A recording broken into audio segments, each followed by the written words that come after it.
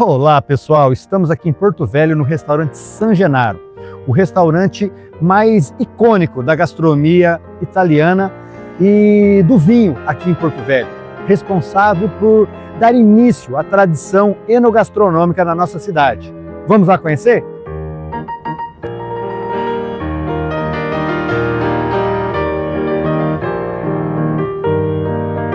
Podemos perceber a importância de se ter na sua cidade algo que traga uma experiência enogastronômica.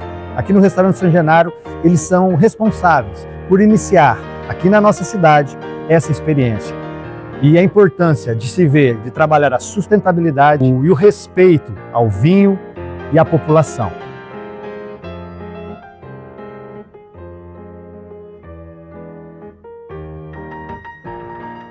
Olá pessoal, estamos aqui no restaurante San Genaro com o Cláudio, que é proprietário, sócio proprietário desse empreendimento. E nós vamos fazer uma entrevista com a finalidade de curso de Viticultura e Enologia da Faculdade Católica, da disciplina de extensão, e nós vamos fazer esse bate-papo, tá bom, Cláudio? Então, Cláudio, primeiramente, a questão da história, a identidade desse ambiente, desse restaurante, como surgiu o restaurante, a adega, essa casa que está aqui, qual que é a história que você pode contar para nós sobre? Olá, primeiramente, muito obrigado pela possibilidade de falar daquilo que a gente gosta, daquilo que a gente ama, O San Genaro é um sonho que eu, junto com meu sócio, meu cunhado Giuseppe, tivemos já 21 anos atrás. Esse ano vão fazer 21 anos, de trazer aqui para Porto Velho, nós dois somos italianos, de trazer aqui em Porto Velho a cultura da enogastronomia. Uau! Naquela época, 20 anos atrás, aqui em Porto Velho não tinha cultura nenhuma de vinho. Quando você ia no restaurante, no máximo que encontrava o vinho melhor era o Mapugênis, sem criticar nem o vinho, nem a vinícola, o Chalice, vamos dizer, eram vinhos coloniais, feitos com uvas que não são uvas vinícolas, mas são uvas de mesa, uva para fazer suco. Então, no começo foi meio difícil, mas tivemos uma boa resposta das partes da população de Porto Velho, O restaurante San Genaro, o restaurante que hoje pode receber 350 pessoas sentadas, temos 350 lugares, mas quando começamos era uma realidade bem pequenininha, Estamos em um bairro tradicional, e foi escolhido também por isso, O primeiro bairro habitacional de Porto Velho, o bairro Caiari. Da casa são dois lotes, uma parte agora do restaurante, É uma casa original que a gente tentou preservar no máximo, seja de fachada, seja de parede interna, etc. Quando fizemos a primeira reforma, encontramos uma dificuldade. Logo escavar para fazer as sapatas, depois de algum centímetro, 10, 15, encontramos um material duro, uma pedra, que é difícil aqui encontrar na Amazônia, em Porto Velho, pedra, porque tudo barro vermelho. Então ficamos assim, com dificuldade também, porque não tinha equipamento para cavar um pouco mais fundo, mas veio a dificuldade de construir um restaurante. Mas no coração permaneceu esse pensamento. Depois de alguns anos conseguimos adquirir esse lote do lado, onde tem a adega, A primeira coisa que fizemos foi aquela de verificar como era o terreno. E o terreno, para nosso grande prazer, era totalmente rochoso, Cavamos 3, 4 buracos em todo o comprimento do terreno e encontramos as pedras a poucos centímetros do nível da estrada. Então a ideia foi aquela de derrubar a construção, que era já uma construção descaracterizada da história da estrada de ferro, Cavamos aqui embaixo com as britadeiras, ficamos mais de 4 meses calando, né? Foi um trabalho bem manual, porque não teve como entrar grandes equipamentos. Estávamos na época também do boom da usina aqui, não encontrava nem gente para trabalhar, nem equipamento, não encontrava nada. Então foi um desafio. Mas a ideia era o quê? Proporcionar para o rondoniense, né, um ambiente ímpar, né? Uma caverna, uma cave, com uma temperatura bem mais baixa, né? A gente pode sentir, eles não podem ver, mas a gente pode sentir a temperatura, para a pessoa ficar à vontade para degustar um bom vinho. Uau. O vinho, como você sabe, né? Ele não nasce sozinho como bebida, mas ele anda sempre casado, né? Sim. É claro que tem vinhos de reflexão, não é? Mas a natureza do vinho é acompanhar a comida, entendeu? A gente não pode falar só de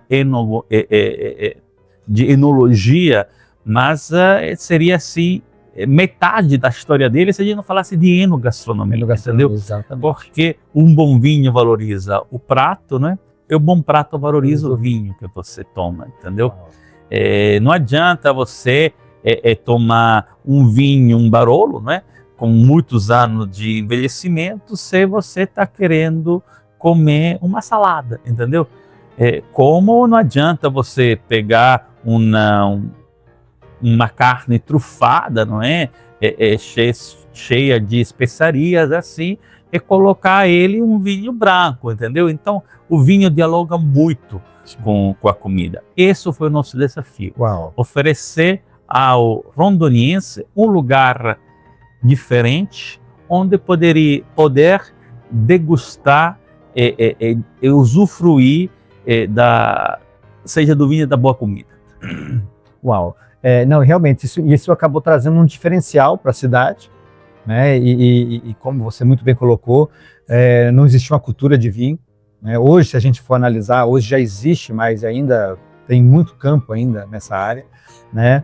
E como que os clientes costumam reagir a essa experiência de estar aqui na adega, da gastronomia italiana, de entrar nesse ambiente? A ideia foi despertar no cliente a expressão uau. Uau. Se você vê a parte externa, a casa ainda está com as características simples de uma casa dos anos 40, quando o bairro foi fundado, né? Foi inaugurado pelo presidente Getúlio Vargas, que veio 3, 4 dias em Porto Velho para inaugurar esse bairro habitacional, na estrada de ferro que estava começando a nascer, né? A estrada que liga Porto Velho para Guajará. Então você vê um ambiente, não é? Mas entrando nesse ambiente, você é catapultado em algo que não é amazônico. É algo assim, as pessoas no começo falavam, parece que estou viajando fora do Brasil, né?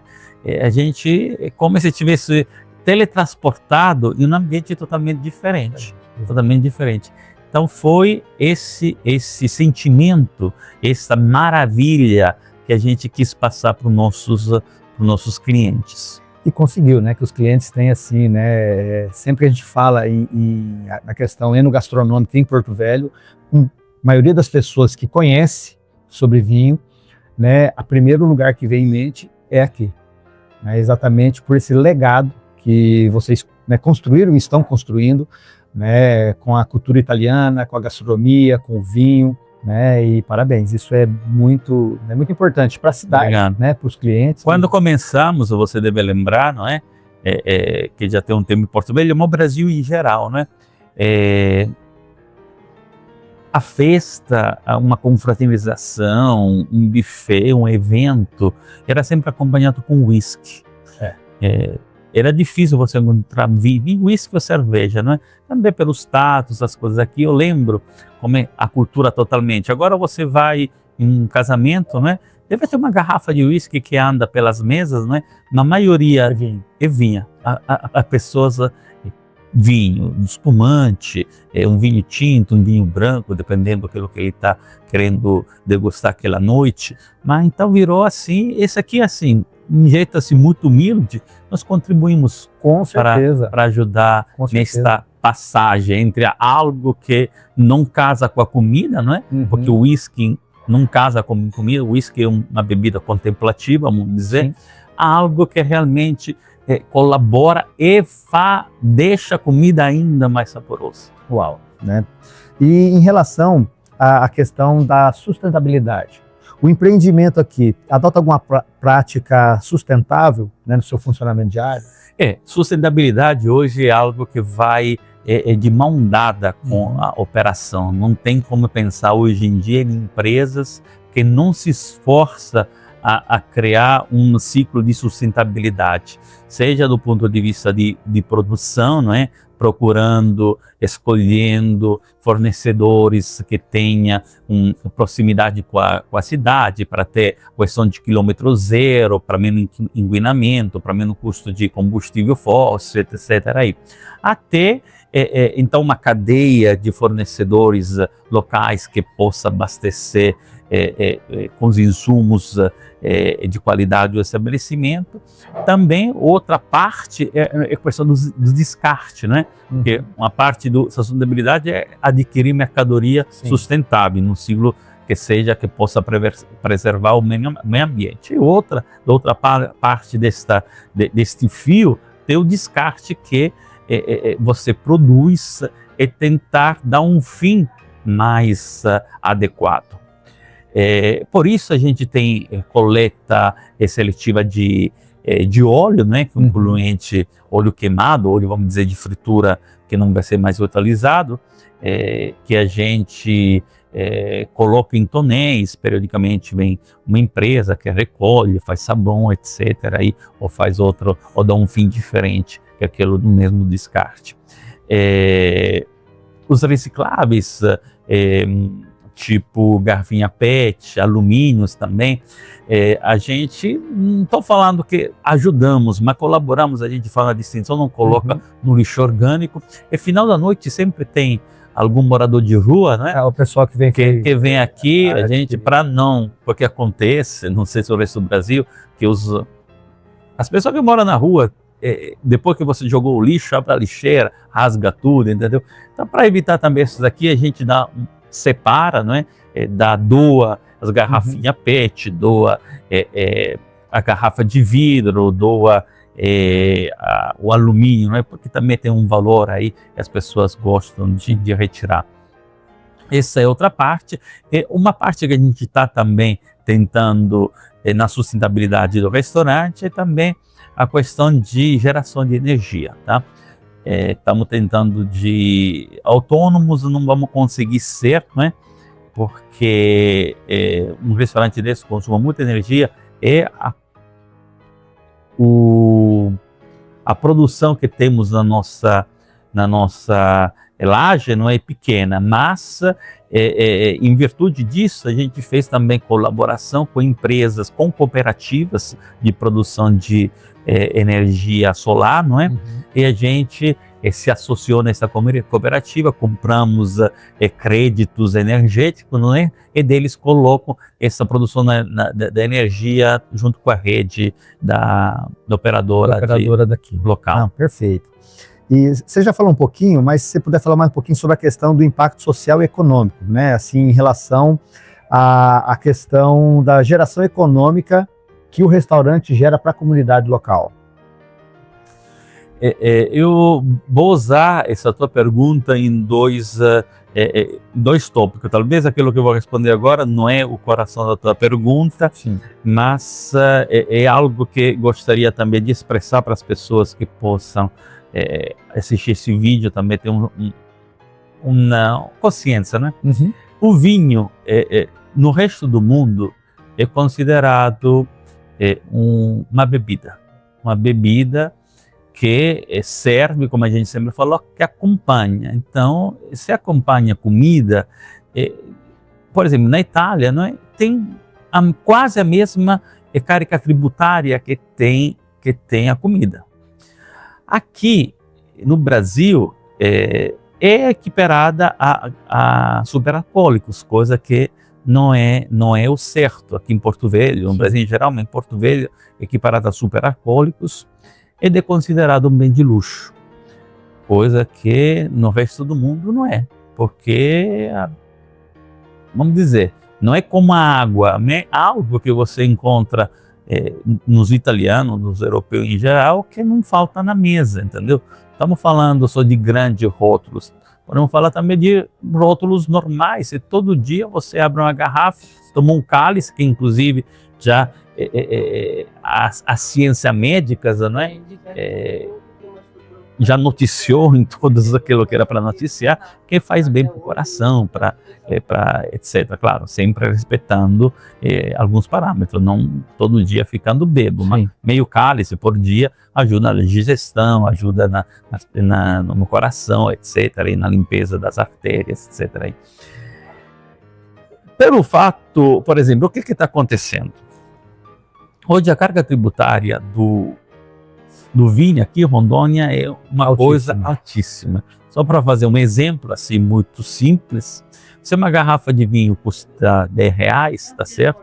Na nota que vem de São Paulo, etc., aí a gente paga quase 100% do valor da nota. Então, uma coisa que custa R$100, já quando passa aqui, vamos dizer, em Vilhena, Barreira, custa R$10, custa R$20. E dessa coisa que você tem que agregar mais valores, porque tem serviço, tem copo, tem prato, tem energia, essas coisas aqui. Não é como se você fosse num supermercado que pega a garrafa, entendeu? Não deveria ser entendido, viu, como se fosse um insumo, entendeu? Mas não, é considerada, não sei, vilão. Então a carga é altíssima. Essa aqui está acontecendo que também pela facilidade de poder adquirir vinho hoje pela internet, não é que estão deixando de comprar vinho no resto de São Genaro em geral, também na cidade toda. Você vê, tem outro restaurante, né, que também reduziram a carta de vinho, etc. A gente não reduzimos, mas os vinhos de alto porte a gente não vende mais. As pessoas trazem a garrafa de casa, são mais felizes, vamos dizer, de pagar uma rolha, pagar a rolha do que para comprar o vinho. Então, isso aqui está entra na tua coisa, impacta negativamente na economia local, entendeu? Porque um dinheiro que o Estado está deixando de receber, entendeu? Seja recebendo no faturamento do restaurante, seja na compra, seja na compra, entendeu? Então, eu acho que tem que ser revisto em nível Brasil, em nível estadual, essa taxação, entendeu? Essa taxação não pode ser considerado um vinho, um perfume ou um cigarro, etc., onde você coloca o máximo da tributação, entendeu? Eu acho que é algo que tem que se aproximar realmente. A pessoa tem que fazer cultura, tem que fazer... Esse aqui também virou uma coisa assim, só para poucos. Na realidade, o vinho, na essência dele, não é para poucos, é para todos. É para todos, exatamente. Fazendo uma comparação assim bíblica, não é? Até Jesus na última ceia, né? Tinha vinho, pega e toma todo mundo, toma todo mundo. É algo, porque era assim comum, não é? Que era partilhado. Na antiguidade, como atualidade, não tem como não ter festa se não tem vinho. Para utilizar outro exemplo bíblico, né? No casamento de Canaã, não é? Acabou o vinho e estava acabando a festa. Foi o primeiro milagre. Foi o primeiro milagre. Nossa Senhora, Maria, vai em Jesus e fala, não tem mais vinho, não tem mais festa, estamos indo embora, entendeu? Então Jesus fez aquele milagre, vamos dizer. Claro que tem uma teologia tudo atrás, vamos dizer, para ter festa, para ter alegria, para ter confraternização, acho que o vinho é algo que ajuda. O vinho une as pessoas, né? Une as pessoas. Não sei se eu falei na pergunta em total, se você estava querendo aprofundar segundo outro aspecto aí. O aspecto da questão do impacto social é que a questão de priorizar a mão de obra local. Sim, né? sim. Nesse sentido a mão de obra, seja pela distância da Itália, seja pela distância em centros urbanos, onde tem mais uma presença de italiano e italo-descendentes, a gente fez a opção de pegar a mão de obra local, treinar, seja a parte de cozinha, seja a parte dos garçons para oferecer vinho, fizemos vários cursos, sempre, constantemente a gente procura trazer novos rótulos que a gente explica para os garçons, para eles poderem oferecer para os clientes. Então esse aqui é importante, né?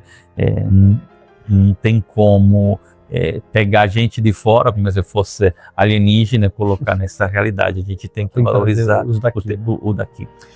E como você vê ou enxerga o futuro da gastronomia e da cultura do vinho aqui na região? Fizemos grandes passos, tá?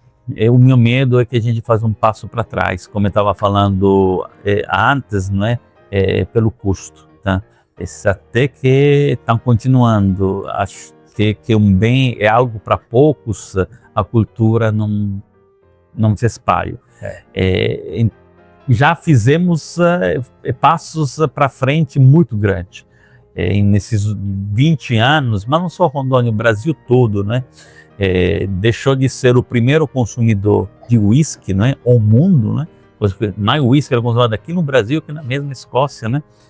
A ser algo em vários lugares do Brasil, produtor de vinho. Rio Grande do Sul, São Paulo, Santa Catarina tem vinho, Paraná tem vinho, Vale de São Francisco tem produção de vinho.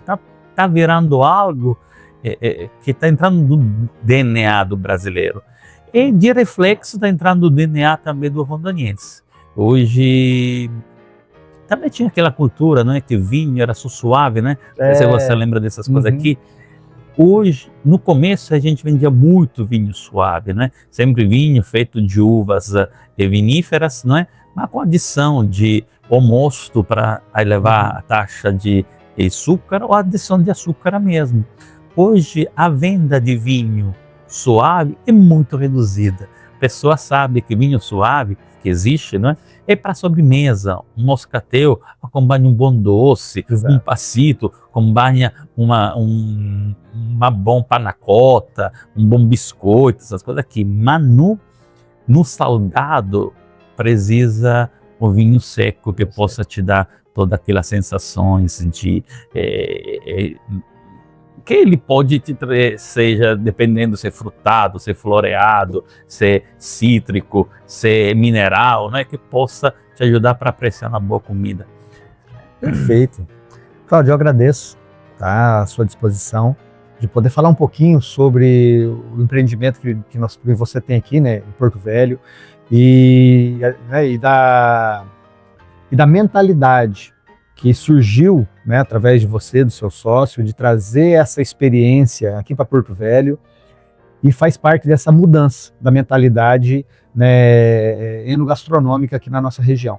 Né, eu vejo isso e eu acompanho já há algum tempo aqui o estabelecimento e a gente vê isso, que hoje a gente pode ter outros estabelecimentos, nós tivemos o primeiro, que fez a diferença, né, e você faz parte dessa história. E muito obrigado por nos receber, gratidão mesmo. Eu que agradeço, né, a oportunidade e também, vamos dizer, a tua vontade de estudar enologia, né, é símbolo, né, de como o brasileiro está se aproximando deste mundo fantástico. Né? Exatamente. Estamos aqui, talvez a gente contribuiu um pouquinho, né, para a tua escolha, né, mas estamos num lugar que não é vocacionado para a produção de vinho, mas encontramos pessoas como vocês que têm aquele prazer do conhecimento da enogastronomia e está cursando esse curso maravilhoso para você aprender mais. Então está de parabéns, agradeço a Faculdade Católica que está disponibilizando esse curso online, não é? Qualquer coisa estamos aqui à disposição, que sabe de fazer também um jantar harmonizado onde você possa explicar melhor esse casamento entre o vinho, não é, e a nossa comida. Opa, estamos aqui à disposição. Obrigado. Eu que agradeço. Viu? Gratidão. Tchau. Muito bem, estamos aqui, né, com um cliente feliz, né, onde ele vai falar um pouquinho sobre a sua percepção aqui do estabelecimento, tá? Então, o que o restaurante representa para você e para a cidade de Porto Velho? O San Genaro, eu acho que acho com certeza, é um ambiente muito legal. Porto Velho não tem um ambiente, você entra aqui, você acha que está em outro local. Para mim, para minha esposa e para minha filha, é um ambiente muito agradável. A gente gosta bastante daqui, não só pelo cardápio, pelo menu, pela carta de vinhos, mas pelo ambiente, principalmente. E é isso, eu acho que Porto Velho precisa de mais locais igual São Genaro. A carência é muito grande. E você acredita que um empreendimento como este contribui para a economia local? Sim, sim. Por exemplo, o Porto Velho hoje ele vive do agronegócio, tem usina muito importante, tem empreendimentos grandes em Porto Velho, que não tem um local para você chamar um cliente para jantar adequado, igual o São Genaro tem. Então acho que aqui proporciona negócios legais, abrilhanta o olho de pessoal que vem de fora, né? Saber que tem um restaurante a nível São Paulo, a nível Brasil, em Porto Velho é muito legal. Não só o tambaqui, né, o peixe, mas a culinária italiana é muito boa também. E a experiência da adega, do vinho, da cave? É muito boa, né? Como eu falei, é um local sensacional. Como falou, a cave aqui ela é bem bonita, né? Ela tá dentro de pedra. Eu queria até ver como eu sou engenheiro, eu queria saber como é que funciona isso aqui por causa da parte estrutural. Tava até falando para a Joyce quando a gente chegou que tava frio aqui, eu falei, não, mas eu acho que é proposta, que tem que ter esse ambiente sempre climatizado por causa da umidade. Sim. Enfim, realmente acertaram bastante aqui na... E você considera importante a questão da sustentabilidade dentro de uma empresa, né, no segmento gastronômico, né, de vinhos? Com certeza, e a gente vê que o ambiente que geralmente sustentável, né, ele não retirou os elementos naturais que tem aqui, foi tudo aproveitado, né? Então a gente já tem uma nota 10 para o restaurante por aproveitar a estrutura que tem aqui. E enfim, até a questão dos relevos também, né? Um nível superior, depois embaixo, as caves, as degas, aproveitou toda a estrutura, fez só uma caixa de vidro, né? E a questão deve ter também em cima na cozinha, fritura, essas coisas, né? Filtro em cima, então eu acho que tudo vale a pena, né? Acho que contribuindo de pouquinho em pouquinho, toda uma mentalidade diferente, a gente consegue alcançar um futuro melhor. Tá certo. Muito obrigado. Obrigado. E bom apetite.